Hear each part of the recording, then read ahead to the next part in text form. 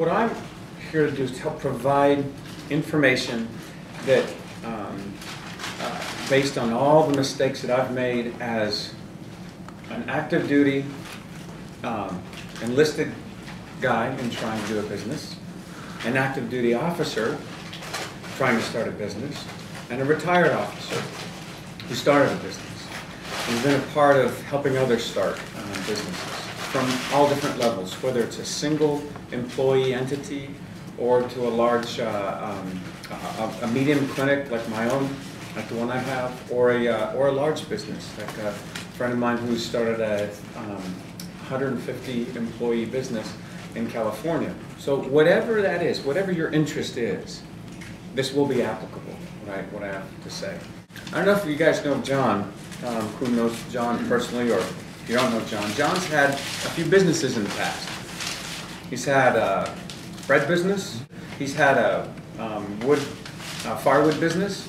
There's a couple other businesses. What's the other business? I just, I had my bread business when I was younger in like middle school, and I had my, when I moved on to high school in the summers, I'd work up logging in Northern California. And there was a lot of leftover, I guess you could say, like ends and stumps and so forth, and started my firewood business from there, cutting blow down trees. It was easy, wasn't it?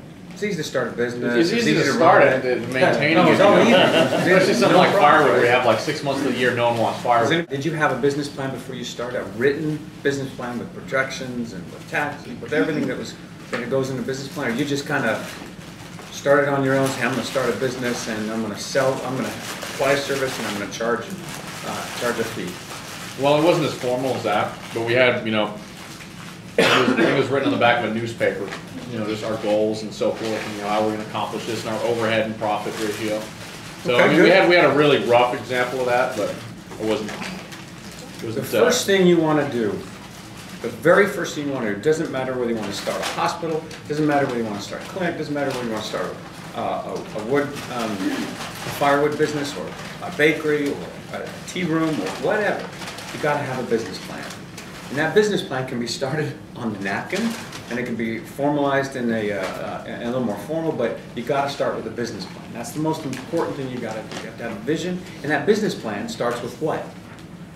Not with a bunch of numbers. It starts with a vision, a mission statement, a vision. You have to have a clear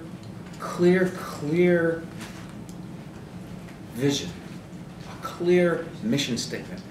Not a 20-pager, 3 sentences, 1 sentence if you want. But it has to be a single, simple vision. If you haven't written down a mission statement or a vision statement, then that's the first thing I suggest you do. It doesn't matter what you're starting, it doesn't matter what the business is. Do you want to know my mission statement? I love it. It's beautiful. My focus is this. He's heard me say it once. My focus is to build the Wounded Warrior Wellness Center in every state by the time I die. Every time I start getting distracted with speaking at other places, with, oh, Dr. Gonzalez, you really should provide this service at your... I always go back to that statement. Is this going to bring me to that vision, to that point? Is it going to bring me to that point? But you have to make it clear, and that's what I meant in the very beginning. You have to make that clear and applicable to what you are trying to do, to what you want. Is it to make money? Is that it? That's okay. There's nothing wrong with making money. There's nothing wrong with that. Or is it for a purpose in your life, significance in your life? I know millionaires in this world that they're lost. They're making lots of money because that's all they're focused on. But they're totally lost because they don't have significance in their life. You have to have significance in your life, and your mission statements can change. That's very dynamic. It can be very dynamic. Mine did, because that wasn't my original vision when I retired from the military.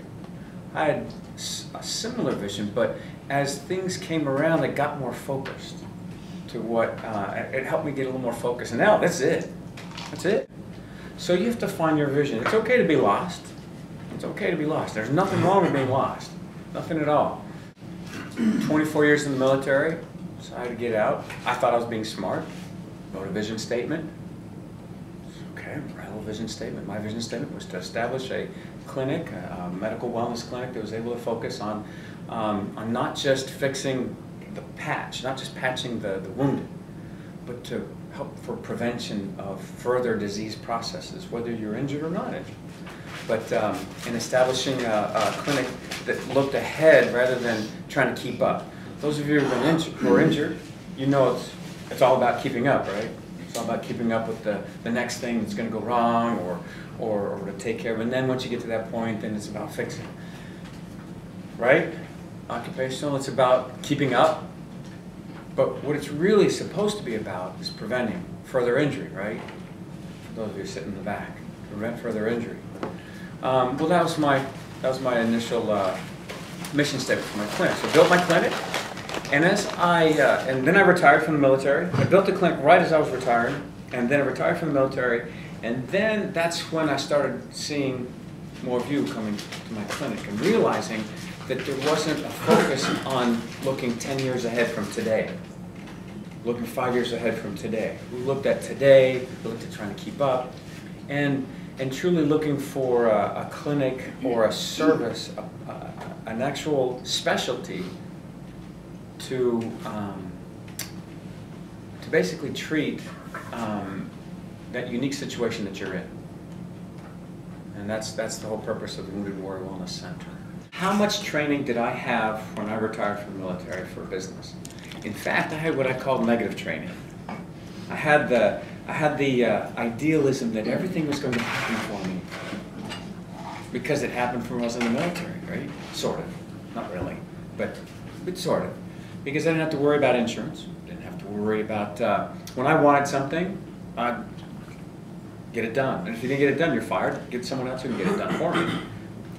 It was that, and of course in emergency medicine, it's all about that, right? So it's all about, and everything was already done. The insurance was taken care of, overhead's taken care of, medicines are taken care of, everything's already taken care of for me.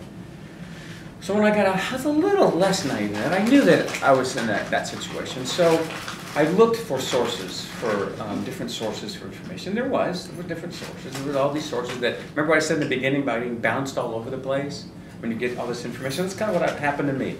Got bounced all over the place. I went to the SBA, I went to different consultants. I paid a lot of money for to have a consultant help me out in establishing a clinic and realizing that those entities weren't just about helping. I knew they had to make money too, but I found a lot of mistakes being made by me in accepting the fact that I thought others were going to be helping me help others, and that didn't always occur. So I got taken advantage of a little bit sometimes, and that's okay, you know. I got a friend of mine to do the website for me. It was beautiful. It was gorgeous. It's a gorgeous website, absolutely gorgeous. For 2.5 years, I did not realize that no one was looking at my website because they couldn't. Because they couldn't. For not just 2 months, not just 2 days, but 2.5 years into my very established clinic and business that I did not realize until I got into it myself and learned it myself. I'm not the expert at website and internet and SEOs and all that. I was the expert. Taglines. I was an expert. I'm an expert at what I do, and that's being a physician. But in your own business, you kind of be the mini expert in doing everything, in taxes, in accounting, in web optimization, in website development, in your